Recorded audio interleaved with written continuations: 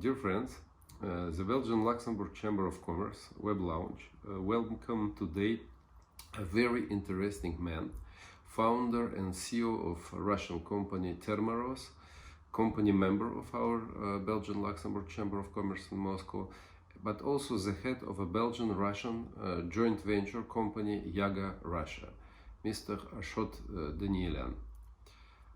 Ashot, as a business person, but also as a public person, you are a kind of bridge between our Belgian-Luxembourg Chamber of Commerce and the association Business Russia.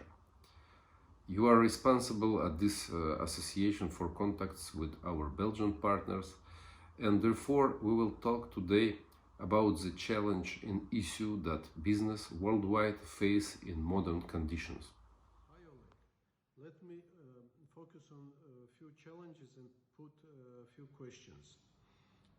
During the last 3-4 months, we're observing a booming use of digital technologies, video conferences, webinars, virtual reality meetings, drone technologies, online services, telemedicine, etc.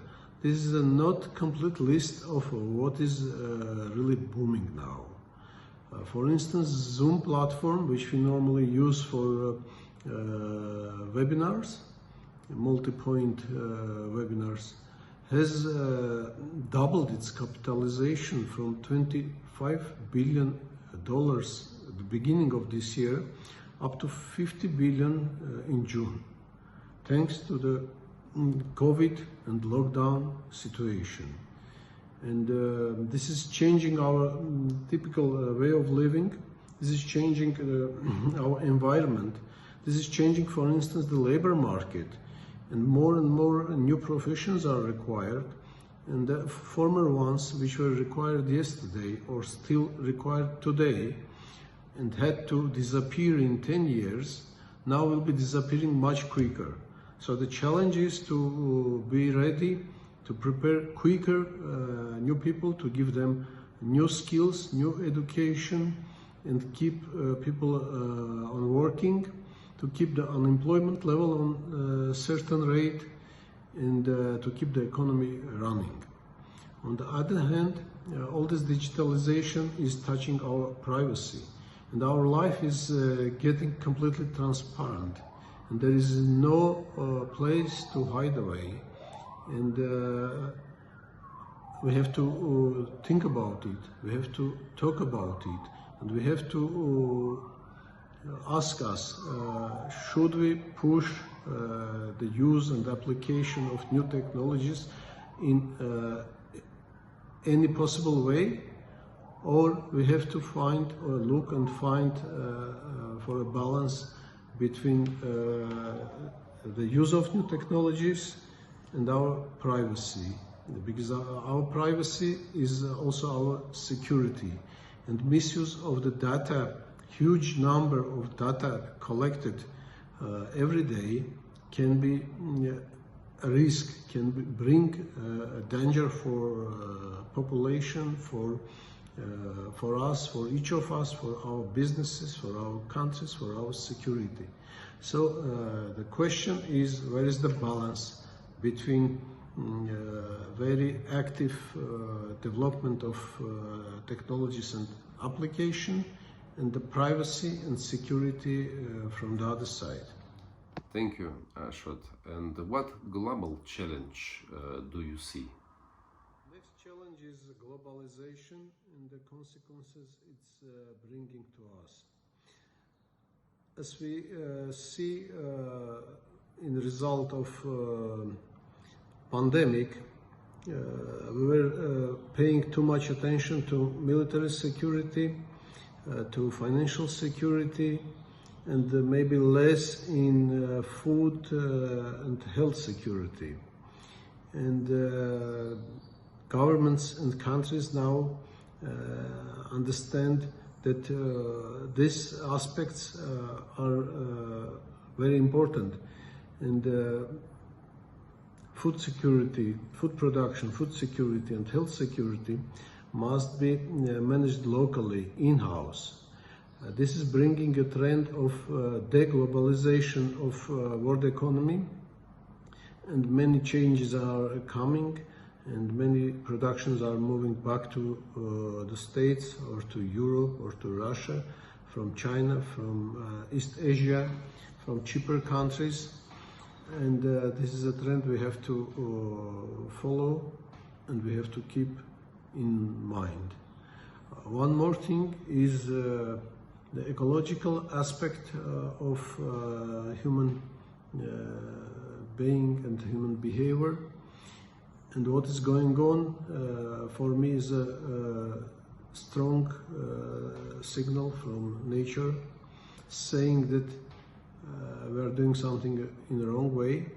We have to be careful with nature. We have to respect it.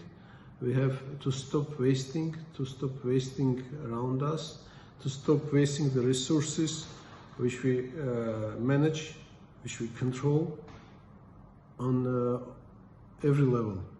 I'm talking about country resources, I'm talking about company resources, and I'm talking about family resources.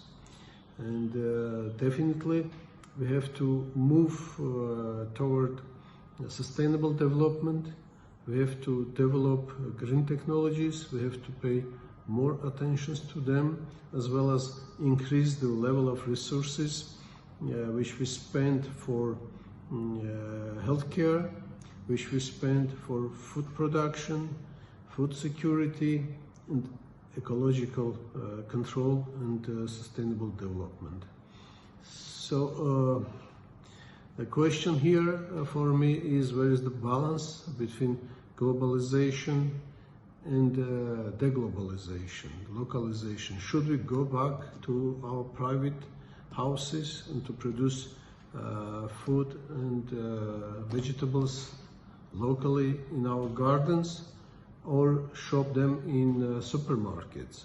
Shall we live in small country houses or in apartments in skyscrapers in megapolises?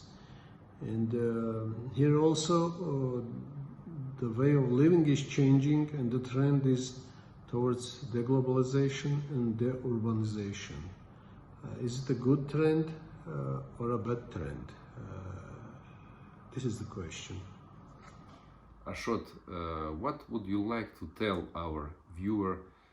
What important question would you like to raise more? One more question is trust and cooperation.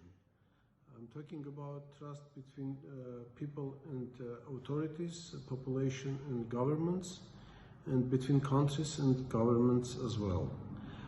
As we can see in the countries with a high level of trust between population and authorities, like Switzerland, for instance, the managing the situation with coronavirus was quite easy, because all the measures fighting against the virus, against pandemic, implemented by the government were accepted by population and were respected by the population. As a consequence, in Switzerland, there is a very, the level of infected people, the percentage of infected people is very low, and the mortal rate is also very, very low.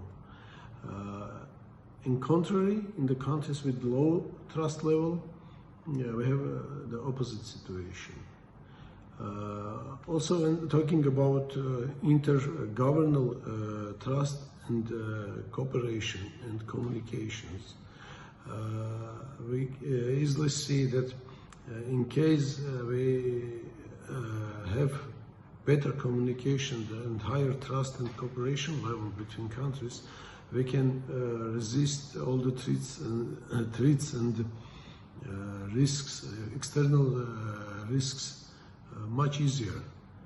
For instance, should the Chinese government inform the rest of people a bit earlier and in detail about the virus situation, maybe we could manage it better, and we could have less infected people, and as a result, less people lost. So the question for me here, the question is how we can improve the level of trust and the level of cooperation, both internally in the countries and between the countries as well. And the business ambassador of Business Russia Association to Belgium, I'm personally interested, and particularly interested, in improving the relations between Russia and the European Union, and Russia and Belgium in particular. So I would like to invite all of you who is listening now to me, to the discussion, how can we improve the level of trust, the level of cooperation, and improve communications between our countries, between the citizens of our countries, companies and governments. Thank you very much. Thank you, Ashot Agbalovitch, for such a social, philosophical approach. And I invite all of you to participate in the discussion of this issue and challenge. You can find our contacts on our internet resources, on our website, ccblr.com. We will be glad of your reaction on these questions. Thank you.